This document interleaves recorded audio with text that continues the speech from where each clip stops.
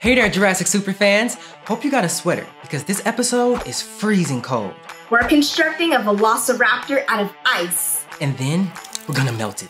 And slice it. And smash it! So grab your safety goggles, because it's dangerous to even watch this episode of Jurassic World's Construction Destruction.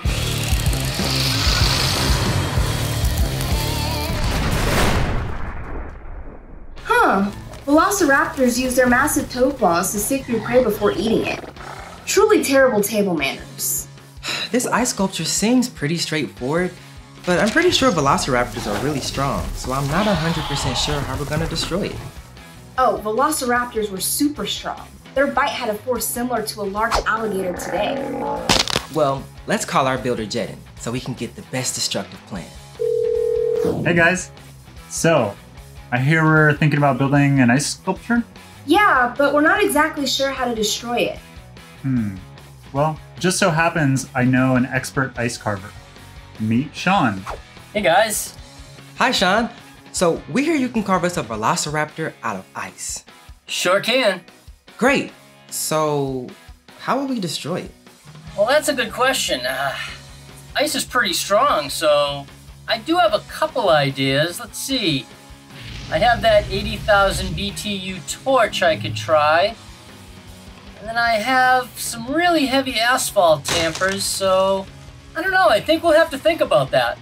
Well, it sounds destruction-y and I love it. All right, Sean, let's get to work carving this dinosaur.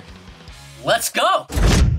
Okay, so the first thing I'm gonna have to do is get 1,200 pounds of ice. And as soon as it gets here, I'm gonna just start stacking it. And if you've ever taken your ice cube tray out of the freezer and gotten your finger stuck on one of those ice cubes, well, I'm gonna use the exact same technique to get these two ice blocks to stick together. The simple way to do that is just by heating up one of the blocks and leaving the other block cold.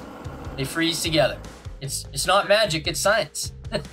But the next thing I have to do is actually sketch out what the dinosaur is gonna look like on the block so I know what ice has to take away and what ice has to stay. The problem with ice is that it gets smaller and smaller every time you stop carving. And if you take away too much ice, features are gonna get small fast. So you want to make sure that the tail is a little big, that the head is just a little bit bigger than it should be, so that as it starts to melt, it starts to look more like what it's supposed to look like.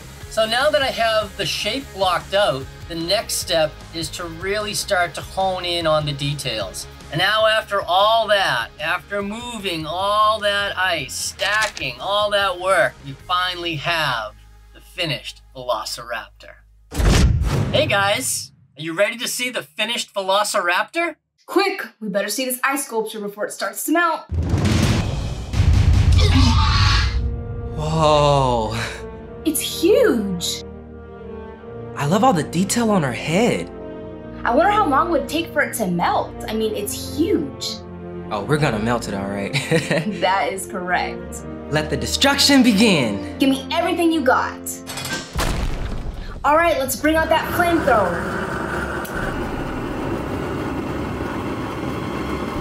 Wow, watch it melt. It's dripping everywhere. Come on, Sean, I know you can do it. Bring more heat, come on.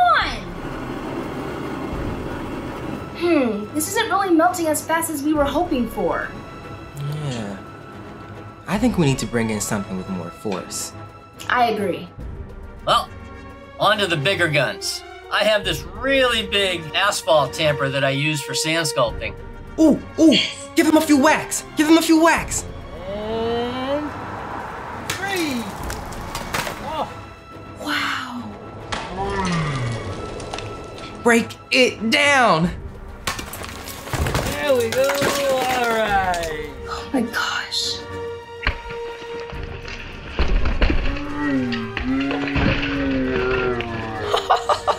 This is so cool. Well, that's a wrap on our raptor. Thanks for watching, and thanks to Sean for all his ice carving help. Hey Zaire, isn't it cool how raptors are master hunters? And they can even stalk their prey perfectly at night? That is cool, but why do I feel like these facts are actually a threat? Maria? Oh no.